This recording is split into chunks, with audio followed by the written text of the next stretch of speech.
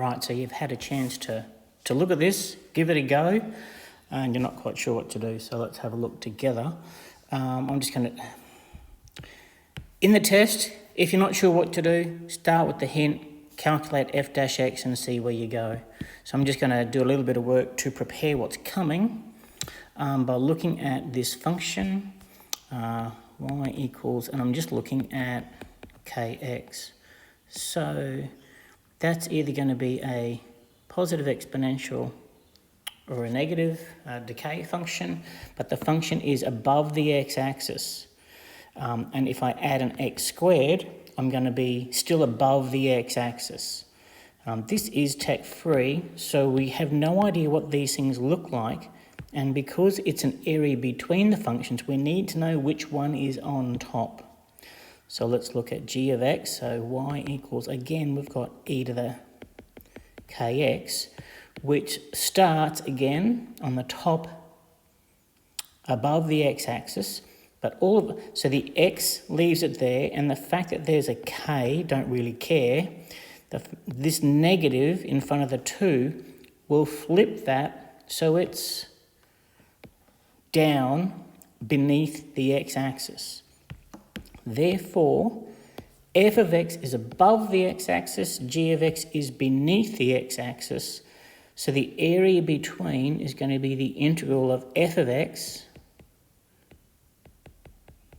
minus g of x.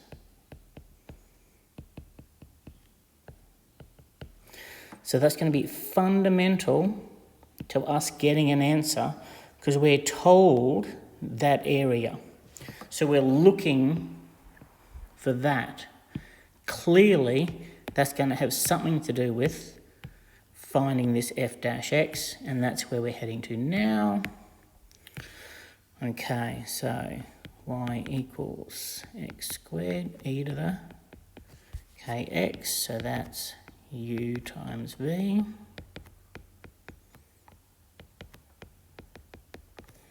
I wish I was faster.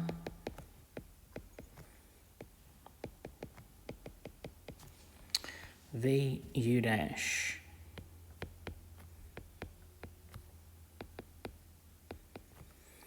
plus u v dash.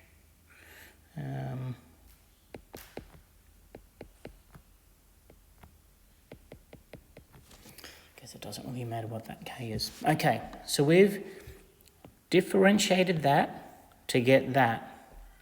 What that means is that if I integrate this, I've got to go back to what I started with. So that will equal x squared e to the kx. Right, we're looking very closely at that and that and going, there's some commonality there. Let's get a different shade. There's my x squared e to the kx, yeah. And then I've got a 2x e to the kx, a 2x e to the kx. So that's why we got to differentiate f-x to start with. And hopefully we recognise that. Clearly I want this green function first, because I want it to get it to look like that. So, integral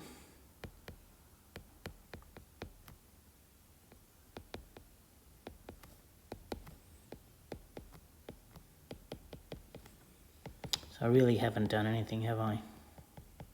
I've just swapped them around. Can you see that in the front I've got to get rid of that k because there's no k up there, up in the top one. So I want to factor that k out to the front. So if I factor that k out from there, I've got to factor the k out from that second term. Yep. So you can see that's getting more and more like this second function over here, which makes me feel pretty good. Let me just neaten that up. So I've got integral of x squared e to the kx plus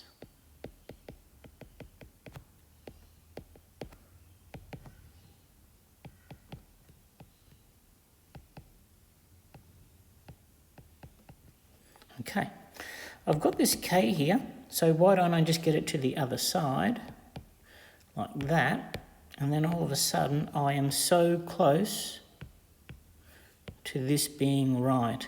That's got to be the area top minus the area the bottom, so that's got to be a minus. So how do I replace a plus with a minus? How about I put 2 of them in? And voila, that box is now the area between those two functions exactly, because I've made it that way. So this represents the area between the two functions. Now all I've got to do is put the 0 and the 2 in for the bounds, and away we go. That area is 16 on k. And don't forget, I'm doing it between the bounds. So I've got 16 on k equals, and it's between the bounds of 0 and 2. And it's getting simpler as we go. Sorry, the answer's been there. It's always going to take 2 pages, but I like having the answer on the first page for those of you who can do it. Okay. Let's just get this out. When the 2 goes on, that will be 4e to the 2k on k minus, then the 0 goes in, which will just be 0, so we can just forget about that. Multiply both sides by k, divide by 4, log, so 2k equals log 4, divide by 2.